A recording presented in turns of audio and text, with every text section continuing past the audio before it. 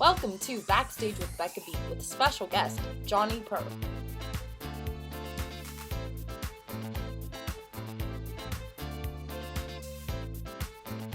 Hi everyone, and welcome to this episode of Backstage with Becca.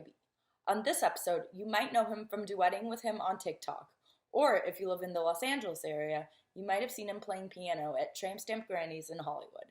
He's also set to make his Broadway co-producing debut this winter. Please welcome Jonny Perl. How have you been? What have you been up to? I know, but people listening. Sure. So what have I been up to? I say that everyone in LA is a slash, right? Oh, yeah. Some people are dog walkers / yoga instructors / CEOs. Are you pointing to your dog? Yes. Hi, dog. What's your dog's name? Oh, Angel. Hi, Angel.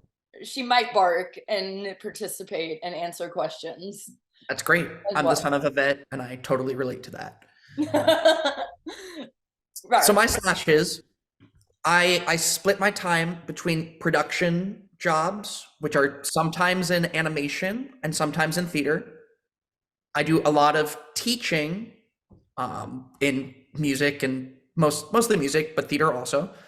And the last thing is performance type jobs. Like you saw this week, I play piano bar around Los Angeles. One of my most regular gigs, which is where you were, is the piano bar Tramp Stamp Granny's in Hollywood. Yes, I had this question later in the interview, but can you talk about Tramp Stamp Granny's a little bit for people who don't know what it is, and for people who live in LA, might be coming to LA and want to get some musical theater nightlife into their schedule? Yeah, Tramp Stamp Granny's is a piano bar in Hollywood. That said, it is, depending on what kind of piano bar you've been to in the past, right? So I don't know what frame of reference people might have. If you've never been to a piano bar, it's a great first piano bar.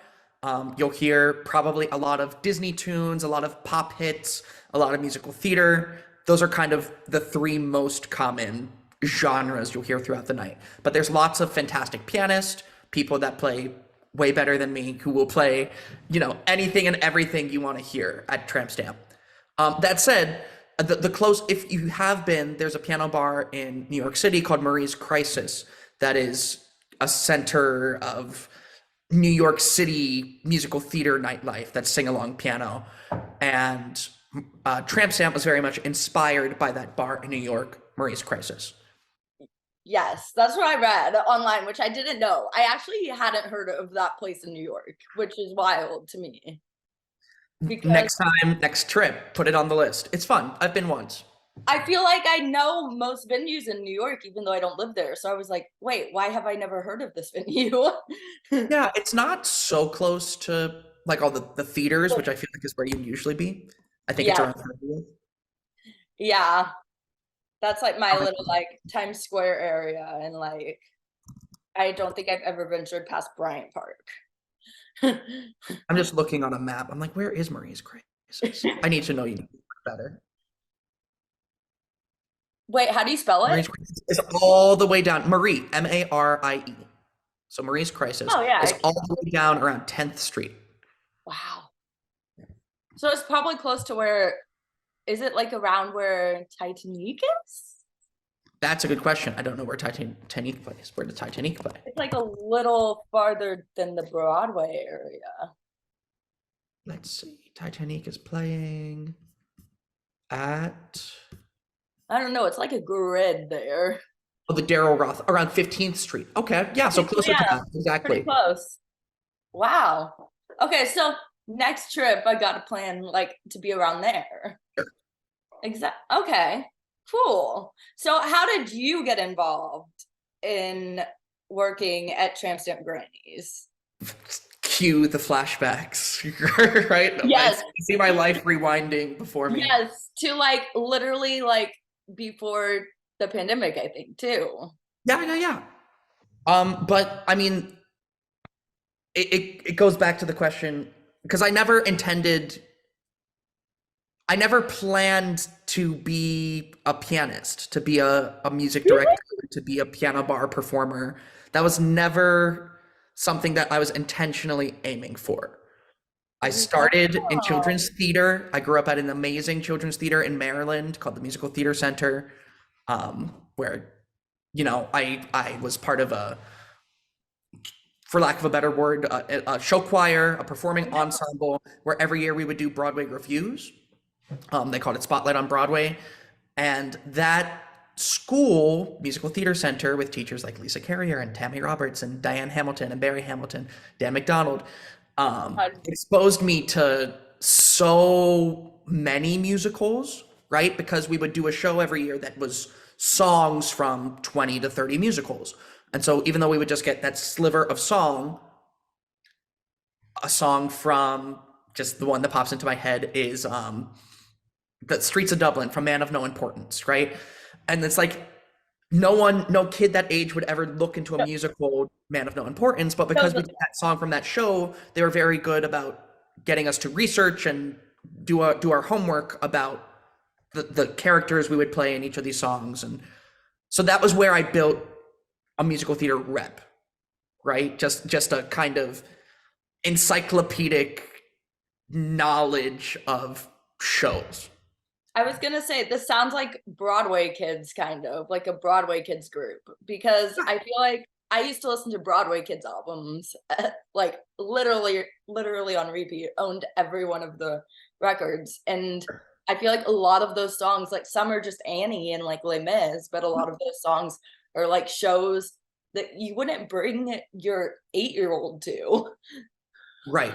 It's interesting. I've never listened to the Broadway Kids albums, but it's basically Kids Bop for Broadway, right? Yes. A Broadway song sung by kids. So you can hear a kid sing like "I Dreamed a Dream," or you can hear, yeah, It's something the like that. first time I heard the song Hair from Hair. Sure, And that's fine. I saw Hair the first time at Altadena the other like last week. And I was like, yeah, this isn't a kid show. Yeah, yeah, yeah.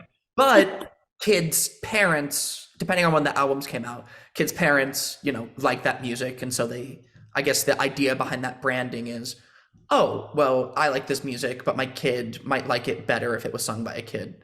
Yes. Yes, which is kind of genius. It works for Kids Bop for sure, and it sounds like it worked for Broadway kids.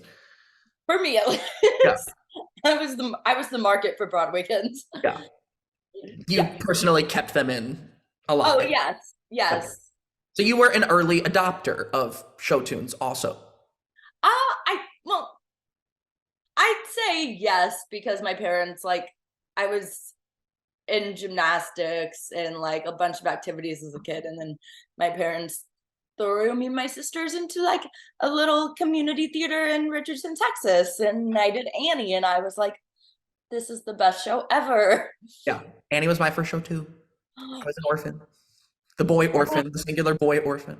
oh my god, that's iconic. I'm trying to remember if we had in my production of Annie, if we had, I think we had a couple boy orphans in Sure. it. Yes. So you wouldn't have been the singular in mine.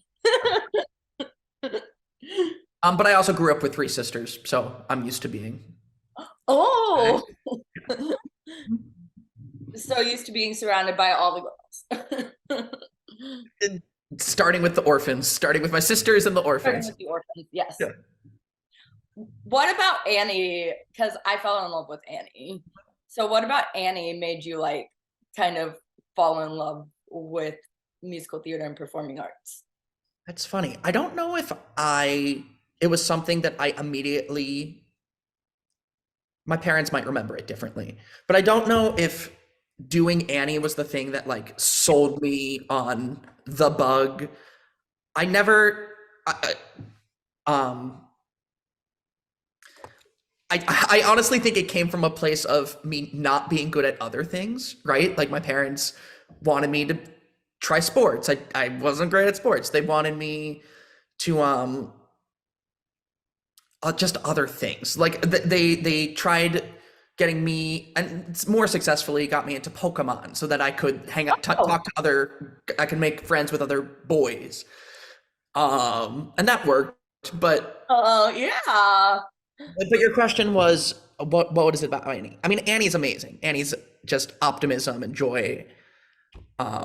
The music's great.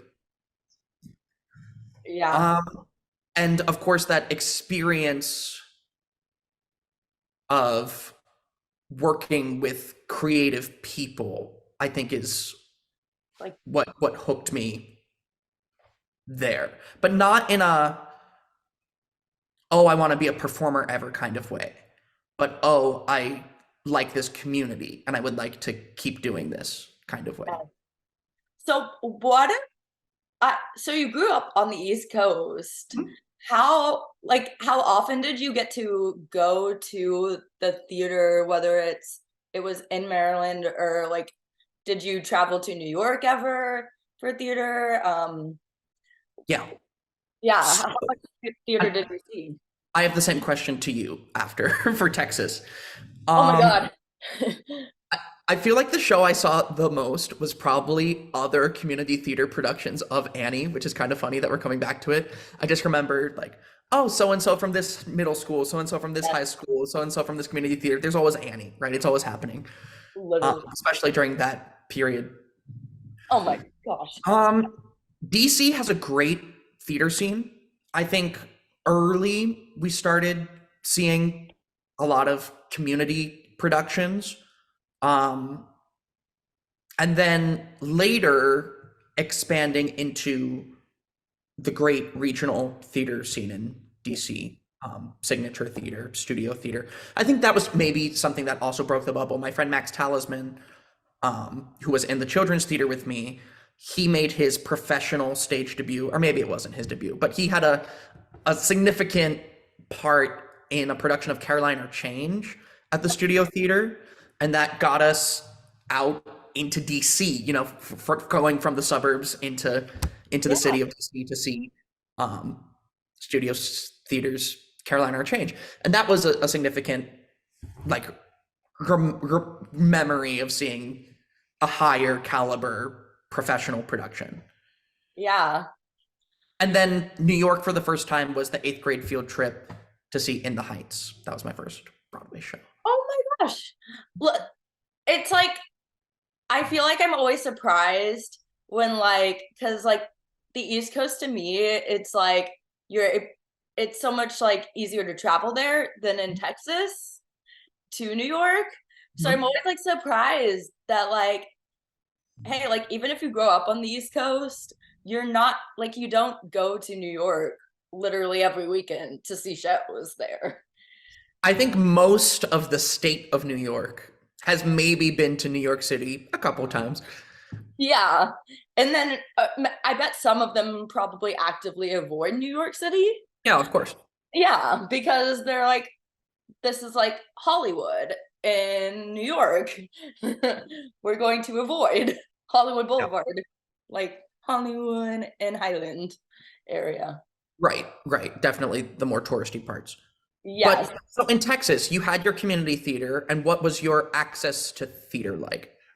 I think my access to theater, I think my first theater show was going to the Lion King with my dad's mom, with my grandmother on my dad's side. And I don't know how much. I think I saw Annie live professionally at like AT&T Performing Arts Center once. But I didn't really like besides my community theater see a bunch of shows in in Texas. I kind of would say I took in theater more listening to Broadway kids and also rewatching Annie on like a billion times, probably annoying my parents. Right. The And different versions, right? oh my god, yes. Were you partial to one? Um, I like the two like both of them, the two earlier ones. Yeah, the Disney and the whatever, There's the good red things haired about Annie both. and straight haired. Yeah, there's good things about both of them, and I mean, I think I would always dress up and sing like "You're Never Fully Dressed Without a Smile" in my living room, and that was a blast. And my parents were like, "This kid is insane." And then I think also Barney as a kid. Yeah, I had Barney too. Oh Absolutely. my gosh.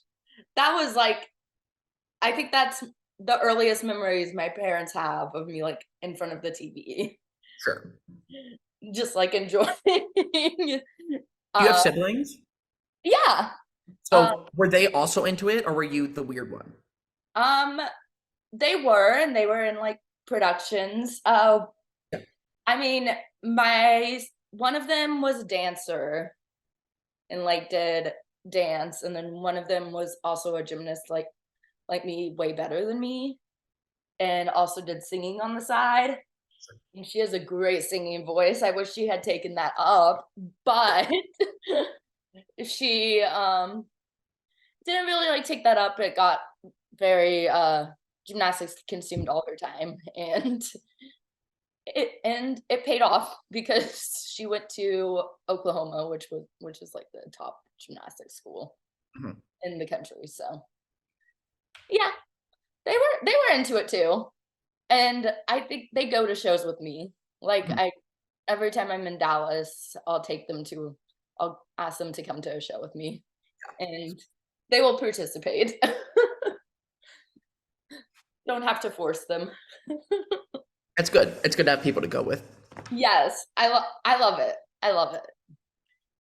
So, who do you remember like any particular person inspiring you in the theater industry growing up?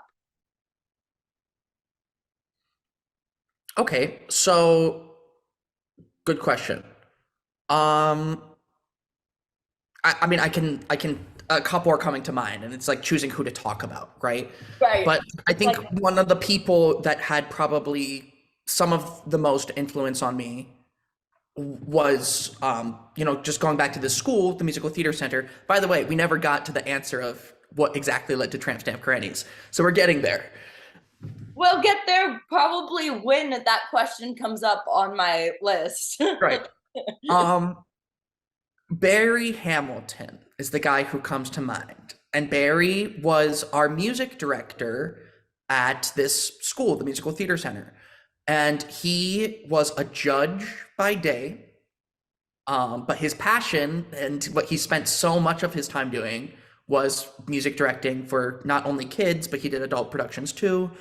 And one thing that was kind of a Barry specific thing was he would put on these regular performances with the lawyers in his court. So they called it the bar review. Unsurprisingly, there's a lot of overlap between theater kids and lawyers. And a lot of theater kids end up going into law. And so there were full staged reviews of adult lawyers performing musical theater parodies throughout the year.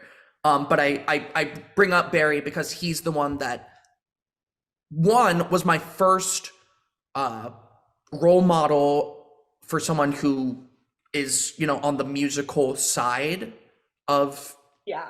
the theater.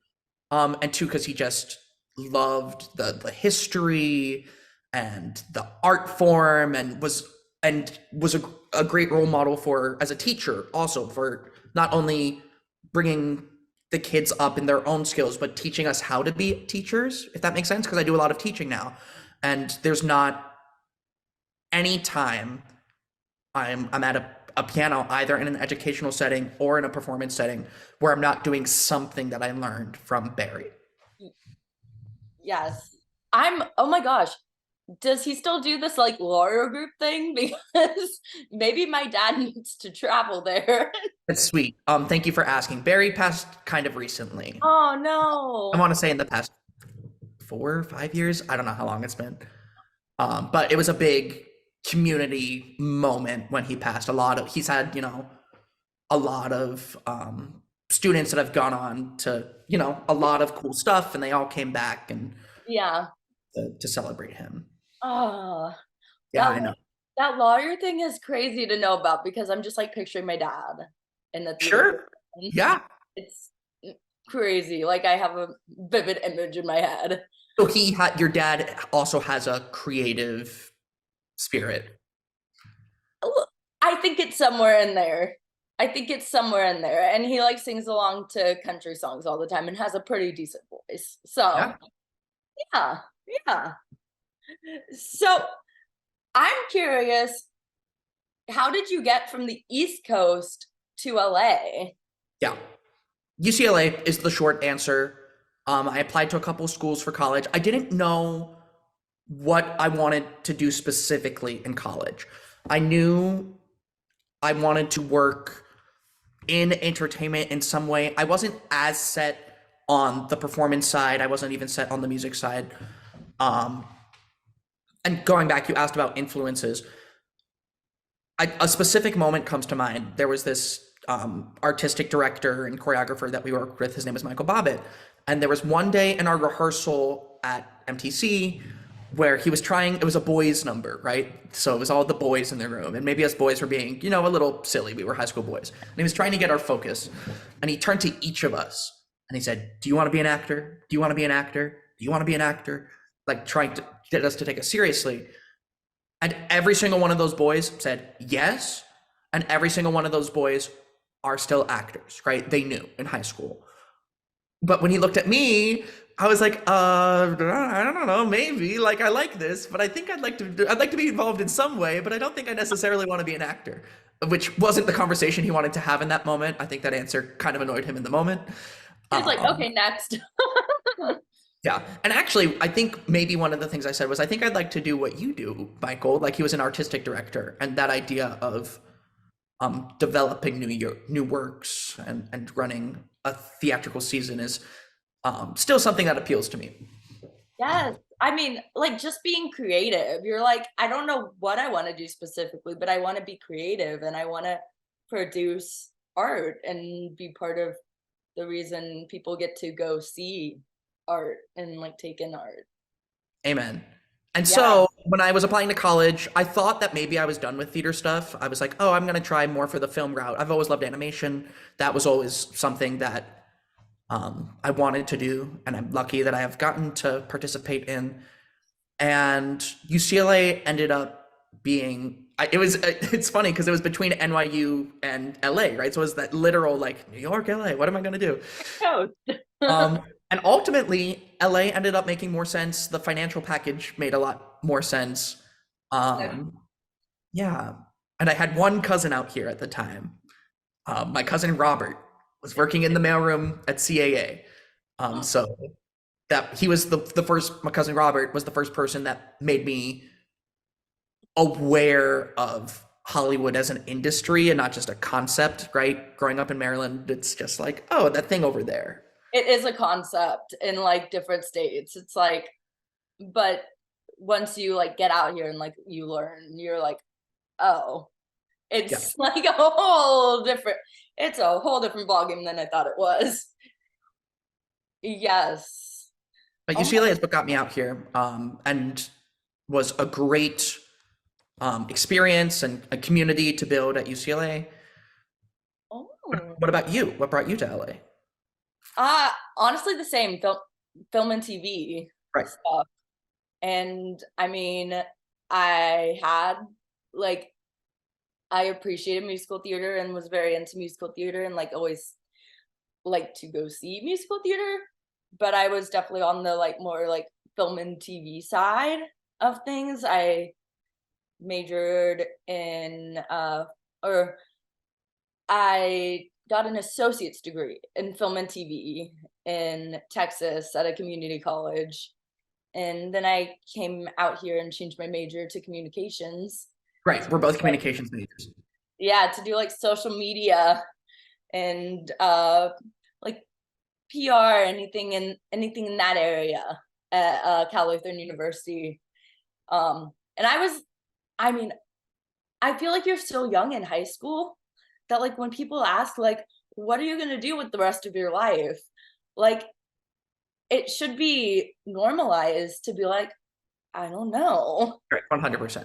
100%. because you shouldn't be expected to know at 17. Right. And I didn't even know that I wanted to move out here until I was like 22. I was like, okay, I'm gonna move in away from home. I do think in a way the general public mentality is changing, at least in my experience. The idea of, oh, you graduate, you get a job, you work at that company until you die. is not the mindset that I've seen. I see, and maybe this is just an LA thing, but you see so many people with untraditional paths and Yes. jumping companies every couple years, and yeah. It's continuing to evolve in a way that I think is a lot better than it was like 15 years ago, which is nice. Less Yeah. pressure for 16-year-olds Mhm. because like they're having to bring home all this homework and different classes, and their parents are like, what are you doing with the rest of your life, kid? Right. I'm figuring it out. I'll figure it out later. Yes, exactly. So when did you take up piano and how did you learn piano? Like, Yeah. did you play by ear? Um, So, my first piano teacher was in third grade. My mom, I think, would have liked if I was a Billy Joel type, right? That was kind of what she wanted me to. I mean, I was already singing. I was singing first. I started, my kindergarten teacher, Miss Nevins, had us do the Sweetheart Sing she did for her kindergarten class every year. So on Valentine's Day, the kindergartners, would sing love songs to our parents, right? My mom was obsessed with this. And she ended up going on the years when I wasn't even, and aren't none of my sisters, she would just go to see the kindergartners sing the songs. But when I was in kindergarten, she would have me, because of that, I had my song, A, You're Adorable. And everywhere we went, any person, she'd be like, Johnny, sing the song, right? So I didn't love that at the time. I was like, Mom, this is embarrassing. But it did teach me that um, it just, the kind of on commandness that you sometimes have to have performing. yes. So since she knew I was already singing, it was her idea to put me in piano. My first teacher was Richie Pariser, who was a University of Maryland college student at the time. And he was kind of a rock band guy, right? And he taught me the basics, beginner piano. I was with him for a couple years, and I think he moved somewhere. He actually coincidentally now lives close to me in Santa Clarita, which is, small world thing. God. Um, West Coast. but yeah, very, very serendipitous. But I then had a classical teacher, Molly Steyer, who taught me in that style for a couple years. Um, and then Nancy Carlson was my last teacher in high school, who was the one who really taught me to put it together. She introduced me to the idea of a fake book and reading chords and singing along. And I can directly attribute that style of playing to of that everything you saw at Tramp Stamp Grannies is the Nancy Carlson school piano. So And that was it's, third grade when I started. And then I wasn't planning to continue playing in college. I wasn't I wasn't going to keep doing it. oh It my just gosh. it's just something I had. And so because I was looped with the student theater company, Hooligan Theater Company, there's more demand for people that play piano than there is for actors. And so I found a place doing what I do, which was vocal directing at the time, for their shows. It's not like the band boy scene where like the boys in these like bands sometimes take up like multiple instruments and like know how to play multiple instruments. Like theater kids are like singing, acting. I don't know. Yeah, I mean, there's definitely a lot of theater kids that play an instrument also. I feel like a lot of guitar, a lot of piano. Yes, a But lot yeah, of guitar piano. not as much as you might see in High School Musical, the musical, the series. But I feel like not like the kind of piano playing where like the other night where like someone requests a song and you just like slide to the song and you're like, okay, I'm just gonna play this like I've played this like every night for the past like 20 years. Sure. But that said, the sing along vibes definitely comes from theater kids, comes from cast parties, right?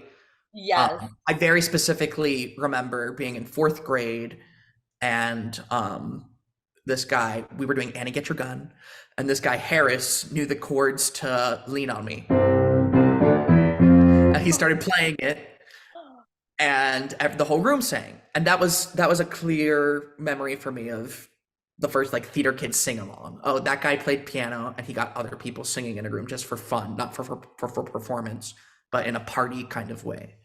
Is there a favorite, like, speaking of that, because like when I hear like the beginning of a song, if I know the song, I'm like, oh my God, it's this song. Is there like a specific song that you've played where you've gotten like a reaction that you'll remember always, or that makes you want to play that You know song what's funny? more? It varies. If there's all reliable for me, it's this chord. Oh my gosh, yep. Yep. Yep. Because it's the siren call, right? I know that if I start playing this, then Everyone the knows. people that are my people are going to appear if they're there. It You will it will know. bring them forward. The people that can stand forward and just know all the lyrics to Seasons of Love. That said, this week with you, um, one of the most surprising reactions I've received was when someone requested "Let Me Be Your Star" from Smash, and I started playing it, and And that group that came in was obsessed. everyone They knew it. loved Yes. they loved Smash. That was so funny. Have you Right? listened to the Samantha Barks version of that song, because it gives me chills? No, but I would like to hear that. Definitely go on like Spotify, Apple Music, and listen to it because chills. So I I think we should get back into like how you got involved with Tramp Stamp Grannies, Okay. because since we're talking about Tramp Stamp Grannies right Yeah, now. so we're almost there, right? We learned piano as a kid. We learned musical theater as a kid, right? Yes. Well, both. Alongside that, we learned piano.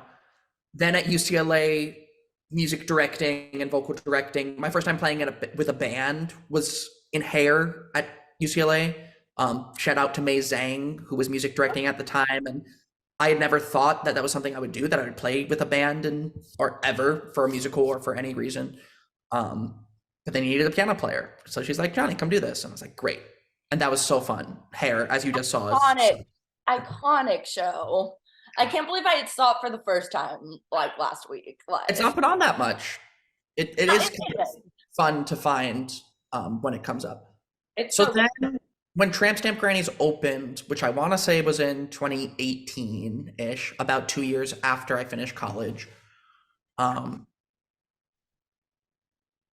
it was Laura Wiley, right? So Laura Wiley is the most regular pianist at Tramp Stamp, and she took on the responsibility of bringing in other pianists because she couldn't play every night, right? They had a couple Yeah. pianists, but at the time, Tramp Stamp was in the model where they would do two pianists a night. They would open the bar at 8 o'clock and stay open till 2 a.m., and they would split 8 to 11 and then 11 to 2 a.m. Oh my God. Pianists were playing for 3 hours at a time with a split in the middle. You're like, who gets the early shift? Who gets the late shift? Yeah, exactly. And actually, so it was Laura who recognized that. So I made a point to come and see Laura perform, right?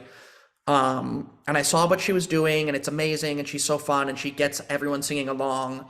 And then the guy who played after her was Matt Fetbrand, and he just tears up the keys. He would literally like break keys and pedals sometimes because he just rocks so Like, hard. so passionate. Yeah, so passionate, so talented. Um, and I loved what they were doing, and I came back many times as a patron, because it was my music, right? I was like, where else am I going to walk into a bar and hear those songs, right? The show tunes. The Laura was a regular. She Disney. still does. She does the Disney night thing, and you just know at a night like that, a sing along Disney night, you're gonna meet nice people. And I Yes. did. I started seeing some people were there every time I would go to the bar. There were some series regulars, so to speak. Dan Donahue and Nicole Wiseman and Aaron Hayes. Shout out to you. And I was uh, Laura. Laura knew that I do what I do, and I had never done specifically piano bar sing along style before. But I suspected, based on watching them, I had that feeling of, I think I could do this. Like, this looks fun. Um, yeah.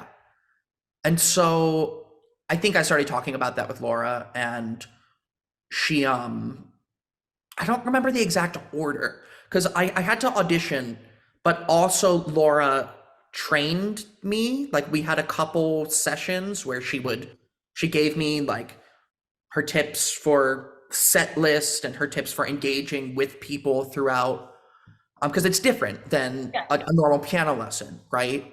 Yeah. Um, It's a bunch of like people maybe who are drunk yeah, coming yeah, it's a little bit like babysitting, right? singing Like, musical theater songs, shouting names of songs. yeah, you were there. Someone said something mean when you were there. Do you remember that? That it Oh doesn't my matter. god. Yeah. Yeah, Oh my god. There's so many, and yeah, people are just crazy. yeah. So Confrontational. I honestly felt like I had to put on my teacher hat when Oh my god. yeah, that bully came. But yeah, drunk people sing along. Laura was teaching me, and so again, I don't remember if like Laura coached me and then I auditioned, or if I auditioned and then she was like, "Okay, I have to coach you." The audition was it was just Mia Von Chris and me in the bar. Um, and she was just like, "Hey, can you play this? Can you play this?" And she just kind of walked around the bar. She threw some stuff at me. One of the things she was like, "Seasons of Love," and I was like, "I got you." Got it. I was like, "You're calling my card." Um, She's like, and you passed. at the time, they were experimenting with opening earlier, right? They had been opening at 8, but they were going to try opening at 6 for a happy hour. So that was actually how they brought me in at first, I think, was as a happy hour pianist, which was very chill, right? Not so many people coming into the bar at 6 o'clock. So it It's was like usually coming in with like to-go orders with of food. right, right. Yeah. So not too many people would be there at first, but it was fun. It was just practice. It was, talking to a couple people at a time and singing songs for 2-ish hours. And that later, opened up into the later night shifts that get a little crazier. Yes, the ones where at like especially I feel like 9 to 11 or like the hours where like people come in like groups and Yeah. just like come in. Oh my gosh, do you know this song and this song and this song? And I just the pressure, like I can't imagine. How do you kind of like block out the pressure and remember the songs while Okay. So I have an iPad, right, that you yeah, saw. Um, and I have a lot of music already saved on there, right? So in terms like of memorizing, there's only a couple songs that I'm actually fully committed to memory. yeah, But the iPad, I used to go around with a suitcase of sheet music, and now it's just an iPad. it's so much better than just like paper everywhere So probably. much more convenient. It was a total game changer. It's 100% what enabled me to be able to do this job. Yeah, I'm not sure if there was a job like this in the 90s, if I would have been able, I would have probably just trained differently. But the way that I play now is just pulling up this music on this iPad, song by song. And that's how we do it. And most songs, especially pop songs that people are going to request, there's a structure, right? That is common across most of them. Only so many chords, so many patterns, and that is why we're able to play so much in, yeah, in a 5-hour set. yes. What do you what is it about the environment at Tramstamp Grannies has that you think helped it open again post pandemic? Because a lot of places, like we saw a lot of theater places in LA struggle a bit after the pandemic, which was really Yeah. sad. And this came back. I feel like people needed that outlet. Like as I said, it felt like free therapy to go there. Yeah. And it's therapeutic, right? This, and especially during the era of COVID, we could not make music together. We could not sing together in any capacity. That's why I turned to TikTok, right? I could start making, I, Question. I could play piano and people could sing along from anywhere. And that was fun and fine. And I still do it because it's fun, but it's not the same primal need that we have to be in a room with other people and to just make noise together. Listening with other people, even. Yeah, and like the theaters have in some ways rebounded and in some ways struggled to get some of their audience back, right? And theater is 100% people were missing theater, and that's one thing. But you asked specifically about Tramp Stamp, and I think the reason it was able to bounce back in the way that other creative things were not necessarily is because it is exactly what people were missing. Gathering in a tight space with people, no fear, singing together. Yep.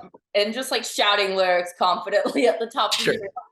Even if you like, even if you're, I was worried about going because I'm not a person like who goes on, I'm a behind the scenes person now. But like, even if you're that kind of person, I feel like it's still like such a comfy place to be. Because it's like your people. The second people start singing High School Musical songs at the top of Exactly. their lungs, I was like, these are my people for I sure. just finished the series last night, the High School Musical series. Do you watch that? I haven't watched the fourth season. I recommend it. It's a satisfactory ending. Oh my god, I haven't watched the final season.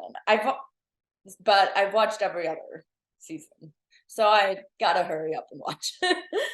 But I will say that one of your favorite shows plays a significant role in the plot of this last season. And I could spoil it for you, or I could not, and just let you discover it. wait, I know I have to know. Wicked becomes a significant plot point. Oh, Yeah. okay, okay, I'm down. I'm so down for that. Okay, so I have to watch it. Yes. Um, I want to get into TikTok because I knew pre-pandemic, and then I watched your TikTok just like blow up during the pandemic. I feel like, what gave you that idea My to? sister. Oh my god! To just like go on TikTok and just start playing piano, like piano chords and piano and songs on the piano, just like see what happens. Or what was the? Did you like have a goal going into it, or just like, hey, It was what we could do, right? We were living at home. My sisters were living with me during COVID. They were so nice about being quiet while I recorded. And shout out? shout out. But Lizzie specifically, she is about 5 years younger than me, and which meant she was The tapped prime, into TikTok first, yep, right? prime She TikTok was she generation. was the first person I knew that was on TikTok, and she could see that there were other people, specifically Dewey. I don't remember how to say his last name. Fel Dewey, but he's Dewey's Piano Party. Dewey Oh, Flazar. Dewey Flazar is his name, and he was making musical theater karaoke videos by playing at the piano. Dewey's Piano Party, and Lizzie said, "Go make this. Go do this." yeah. Um, and it was kind of interesting. I think one of the first ones I did was probably like the Frozen duet, right? I mean, it's crazy. We finish each other. What's that song? Love is an open door. And so I just posted a cover, and it was kind of interesting to see like, oh, people I don't know are discovering this, right? Which is something that on other social media platforms wasn't necessarily something you No, saw, right? You connected with people you knew on Facebook, on Instagram, yeah. but TikTok was like, oh, here's a stranger singing with piano. That's cool. And so Lizzie was the one that was with me through so much of it and was just like every day trying to make a TikTok, trying to make a TikTok, trying to make a TikTok.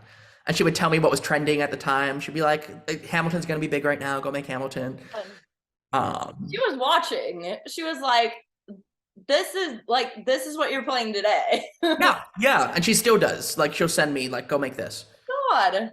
Um, so that's my little manager, Lizzie. Yes. Oh my gosh. But again, it came from a place because we couldn't do the in-person thing, right? Yeah. Yeah. You can't, so like it's kind of like it was kind of like Zoom for you, I feel like, in a way. Except In a like way, there was no the difference that was definitely missing was the live component, right? yes. No one ever really perfectly figured out the how to play music with someone on a virtual platform. That, Yeah, at least synchronously, right? But on TikTok, you record it and then they record their part. you do it. Yeah. What was the first video slash song that went viral for you? I don't know. I remember noticing, like, I think one of the early ones I did like Phantom of the Opera, right? And I think it hit maybe 10,000 views. And at the time I was like, that's a lot. You're Like like, okay, let's that's go. very interesting. Yeah, Um when you think about like, the Majestic Theater holds what, 2,000 people a night, 1,000 some yeah. people. You're Like the like, oh, number, my show. the scale of how many people watch a TikTok compared to how many sit and watch a Broadway show. Um it's just totally different. Is insane. Yes. Do you have any favorite person who has duetted a TikTok with you and why? I'm sure you do, or multiple favorite people.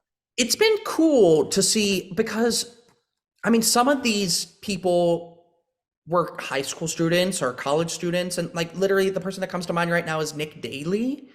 I don't know if you follow his TikTok, but he's an amazing musical theater actor. I think his first duet with me was when he was a University of Michigan musical theater student. And we made a couple videos during COVID. He would record and sing. And he made his Broadway debut last night in MJ the Musical. And there's a couple things like that where there's this girl, Juliet, who her handle is at that Cuban girl, or that one Cuban girl. And she was on The Voice last night, right? And she's someone that was duetting me, I think, when she was in high school. And that has been some of my favorite stuff. People that where you can tell they're talented, but they haven't quite, reached whatever they're aiming for. And then to now see over this 3-year period, almost 4-year period, people That's um nuts, honestly, because 2020, I feel like erased my ability to like to process time. totally mess with our timeline. Like, what is time? Yeah, so And that's then Trisha Paytas is one of my favorite famous people to duet me. Trisha wait, Paytas. who? Trisha Paytas, do you know who that is?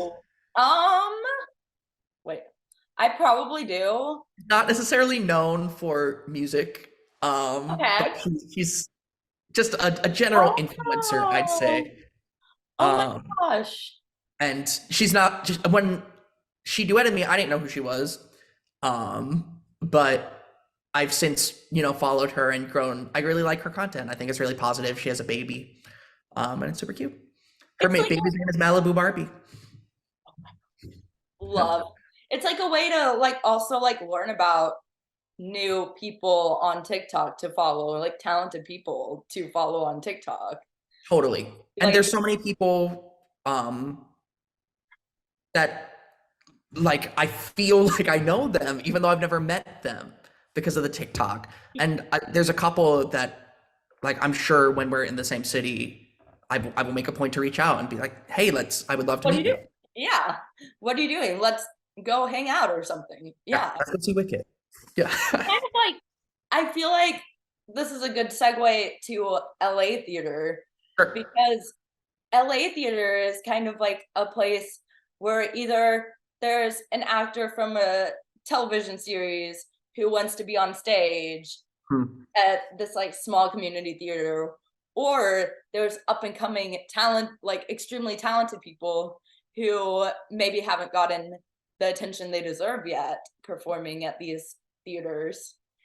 And I think the coolest part of LA theater, personally, is watching the like up and coming people and watching like their success over the years. Um, Totally.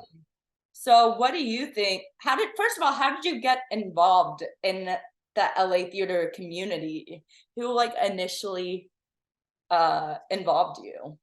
Yeah. The first, wow. Okay, a couple of things come to mind. But perhaps most directly, um, my friend Leland Frankel, who I went to UCLA with, he graduated early and did his master's at Harvard, and he came back, and he was back by the time I had graduated. And he had the idea to start, I don't know if he at the time the idea was to start a whole company or if it was just one show, but I think he did. Oh no, I remember. It was his fringe show. It was called Bloody Awful. And again, Oh, I I wasn't. saw that. You saw that? No, no, no, no, no. Like I saw that on your on like line Oh, okay. on Google. It's online somewhere. That's When you look funny. up your name. Oh, that's really funny. Yeah, you have like a whole Um, page, like a whole like a little resume page. yeah. So I think at the time it was his one show. He had come back, he had written a show, he wanted to do it at the Fringe Festival. We did it at the Stephanie Fury Theater. I was an actor in the show. I played a serial killer who, but like a friendly Oh, serial killer. It was a comedy I'm about, curious. yeah, it was a comedy about roommates that were all serial killers except for one new guy, Oh, right? Who was like, yeah, which is a funny idea. I still think he could do something with that. But yeah, and I helped on the production end of that show. Just because with Fringe, it's kind of an all hands on deck thing. So that was my first exposure to the Hollywood Fringe Festival, which I feel is a significant part of the LA theater landscape. And then Leland said, we should make a company of this and do something more regularly. And we did for a while. Pretty much until COVID, we had Shinbone Theater Company, and we had a bunch of really fun original shows that we would do together, oh, spanning from 2016 through the end of 2019. oh my goodness. And like where would you do them? Yeah, so the first is a venue you're familiar with, the Three Clubs, right? Yes, yes. Um, I was not yet 21. I graduated college a little early, and so I was 20 years old. And me and Leland, it was his idea, but we had so much fun. It was called Macabre. And the idea was a Halloween show at first, where the idea was that you were at a nightclub in hell hosted by Beelzebub, Lucifer's assistant, and all the acts that night, the with a live band and the singers and strippers and jugglers and puppeteers and clowns, it was a variety show, right? So we had all these friends with different types of talents, but we would theme the acts as if they were um the worst people in history, right? So like the people that you would find in hell were the Yeah, people that were there singing over and there. stripping for you. So like one of the most perhaps acts that really summarized kind of the concept. There was this guy, I forget his actual name, who was largely seen as like the father of gay conversion therapy, right? And so we had him in hell where he was like in a chair, and instead of gay Like, conversion therapy, it was, well, gay like conversion therapy, like turning gay conversion the therapy. opposite, yes. So it was my cousin who was a drag queen, Jairo Rivas. The drag queen was Rose Rachate. And they did this whole act to like Britney Spears' Toxic and Born This Way, Lady Gaga, that was themed around this person, right? Yes. Oh my Drag performance. It was really fun, macabre. And then Three Clubs asked us to do that regularly. So we had a monthly Halloween cabaret God. for a couple months up until like April, I think.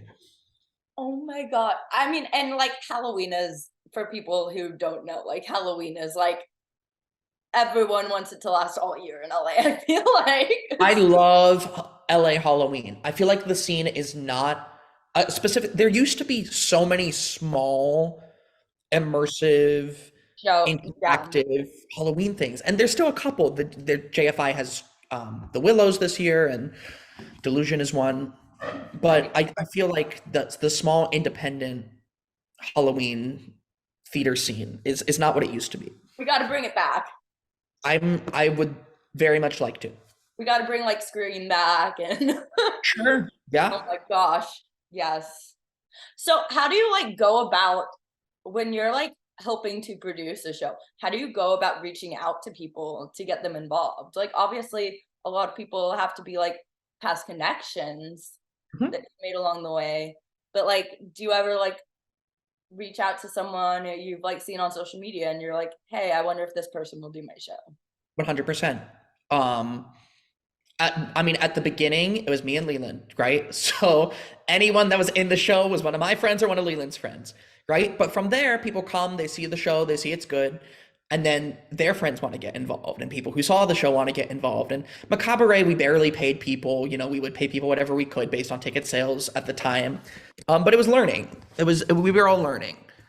Um, Now, so just jumping to another part of my story, besides producing with Leland, after college, I met him in college, but I started working for him after college. His name was Steve Fickinger. And Steve was um, the former, was it vice president? I don't know his exact title at Disney Theatrical, right? So he was responsible for Newsies and Aladdin on stage and worked on a lot of those Disney stuff. And he basically taught me to never be afraid to reach out to anyone, right?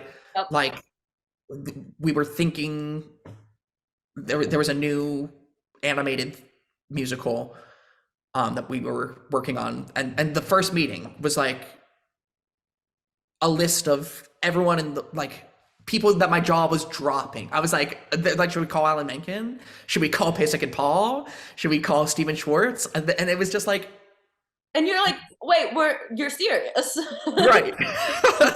Like we can just call them. You can just call those people. Yes. And you can, right? Basically, anyone that you are interested in working with, if you have a compelling project for them, right? And people do things for different reasons. Sometimes it's the material is interesting. Sometimes it's because there's money, right? Yeah. Or the people that they're interested in the people that are working on the project, and that's interesting to them. But if you think that you have something that is one of those things for that person, then you can reach out to anybody. Yeah. From a team building perspective.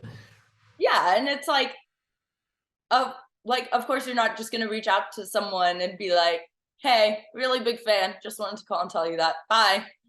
Yep. Like it's like something that you're pitching. Right. Yeah, and I feel like with LA theater, a lot of people do LA theater, especially like at the smaller productions, because of passion versus like a way to make a living. Well, yeah, it's not. I don't know anyone in LA that is making a living as a theater actor. Yeah. It's just not where the commercial theater jobs are. No.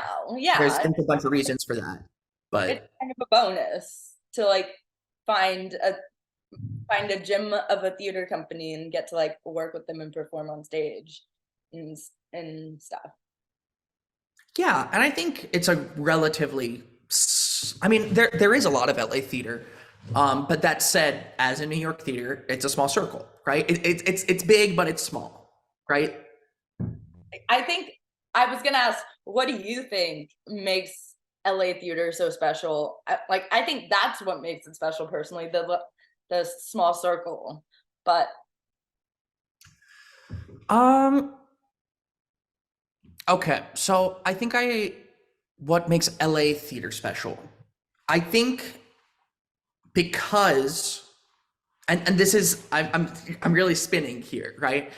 LA theater does not have the commercial pressures or expense of New York theater, right?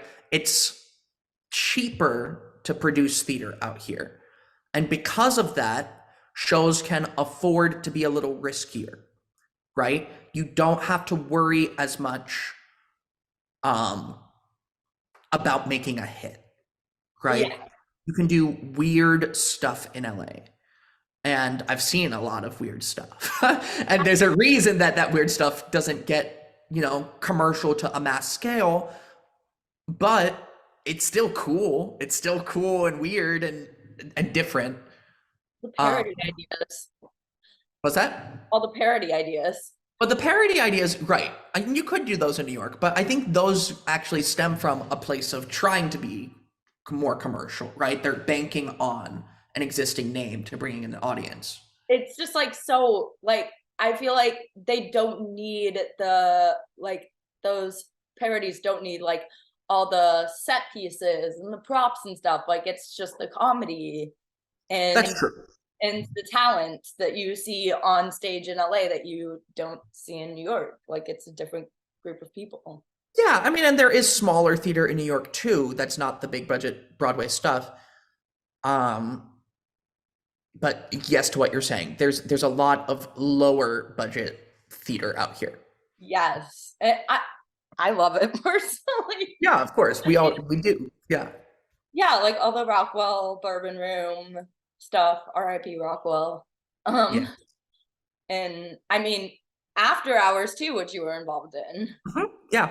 And that's a back to UCLA connection. Yeah. Graham, Oh my yeah, God, love that. I actually didn't know that until last week. sure. I don't know how I didn't know that until last week that you all knew each other at college. But Mhm. what a great connection. Like the creative mind that Yeah, like or like teaming up two creative people, what you all do together, magnificent. yeah. I'm very grateful for what Graham has done in LA.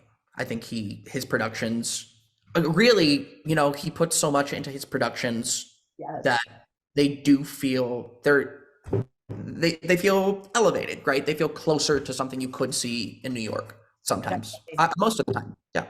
definitely. Just like that, but the intimate setting is just Yes. like so special. Yeah. Well, and LA, going back to this experimental, like you can be riskier. I think specifically the LA immersive thing, like became it really felt like more of an LA brand Yes, than a New York brand, and part of that is because of different union stuff, and they're just not as used to that structure. But what Graham has done with immersive, did you see Cuckoo's Nest back when Cuckoo's Nest was a thing? I did. Yeah, I'm but you saw so the last mad five at years. myself. My mom was like, why did you not go and see it? That's my Yeah, favorite. sure. But It could come back sometime. They talk about bringing it back every it once in a should. while I'll because call my it was mom just so. when it's here, when it's brought back, because she loves One Flew Over the Cuckoo's Nest. But you saw the last 5 years they did, I saw right? last 5 years. I saw the Hudson Theater shows. Dogfight when they did that back in Oh the my day. God, yes. Yeah. I But saw, just thinking back to last five, it had all those touch points, right? Where you would physically interact with the set. yes, before the show, and it was so like, yeah, Yeah, and that's definitely would not happen. I mean, like you've seen some shows that kind of do it in New York, but to the degree of thinking that Sarah Beale and KJ Nice, the immersive team at After Hours that they put into it, it's just a very specifically LA theater to me. it's a whole experience. Yeah, Yeah, yes, yeah, oh my God, I loved it. It was so genius to like walk in, and then it also like I feel like also it's a plus because it's an instigator to get people there early. yeah, So by the time it's showtime, you're not like bringing people in the dark trying mhm, to find seats for them, totally. Yeah, which it's, kind of annoying sometimes when you're sitting at Pantages and the person in front of you is in the middle seat, yep, like walking through the aisle, and you're like, right. yeah, I And can't they see. arrive when they arrive during I Dreamed a Dream. Right. Oh my God. That. Mm, nope.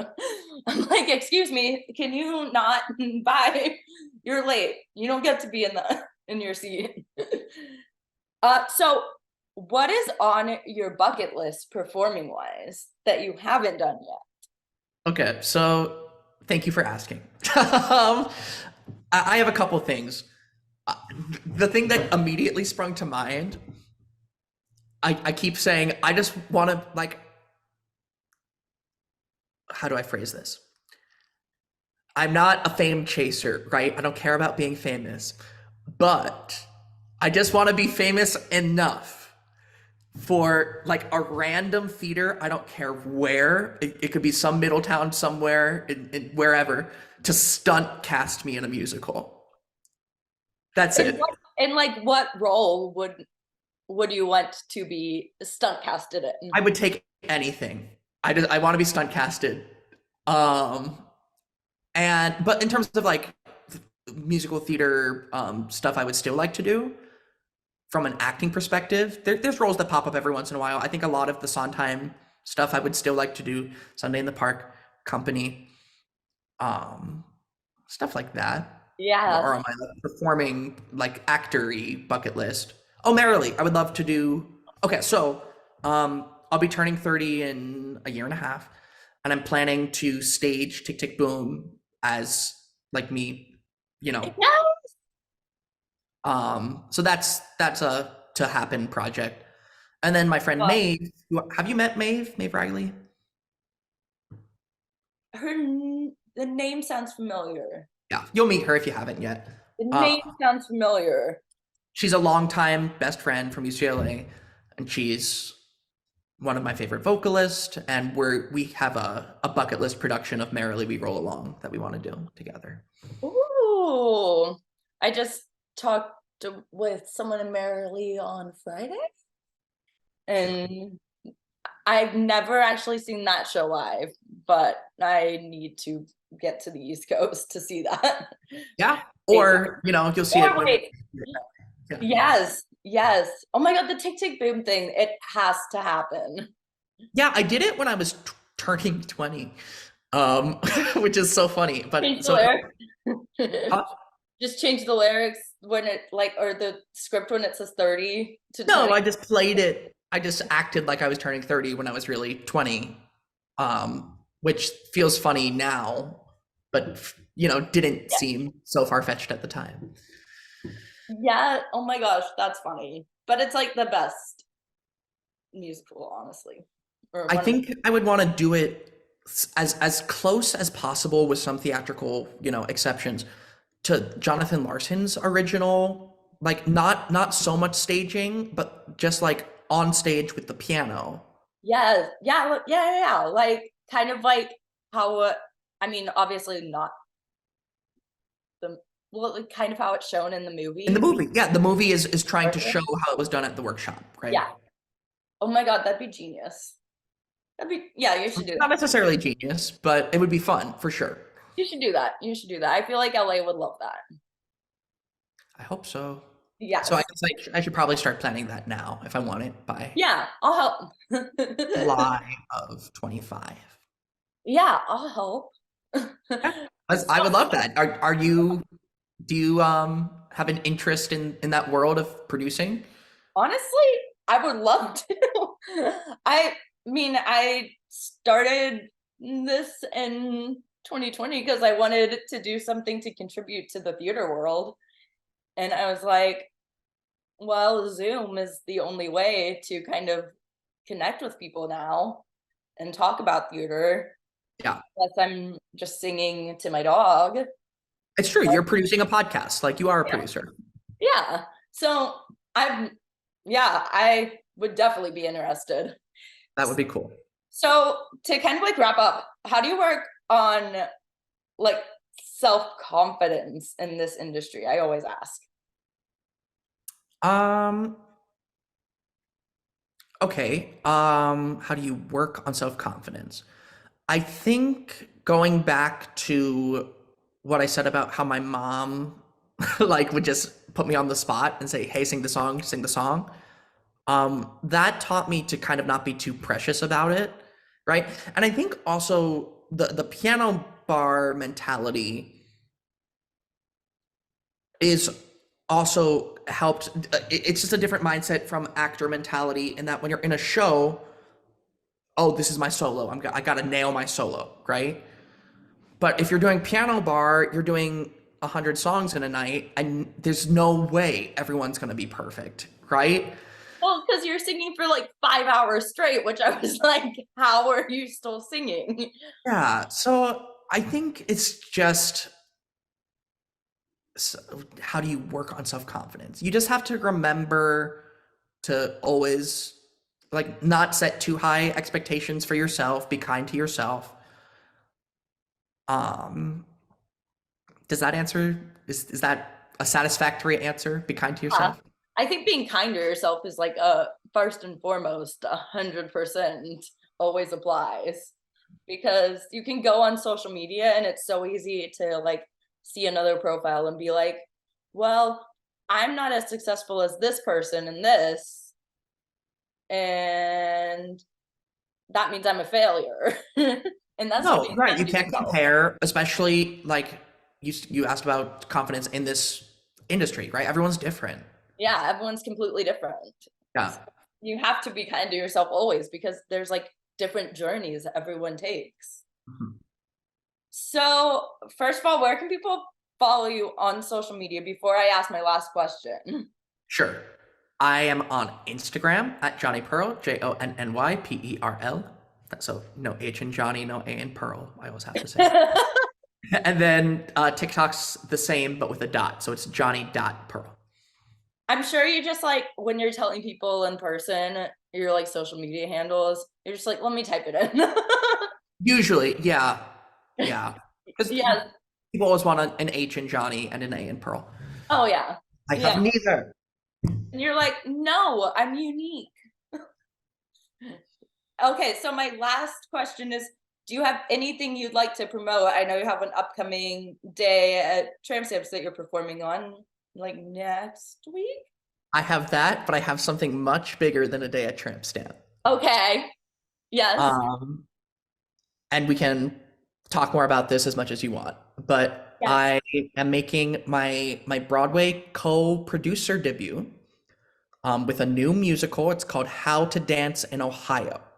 It's a beautiful new musical about seven autistic teenagers and their families. They may not all be teenagers, young adults, seven young adults with autism and their families as they prepare for a spring formal dance.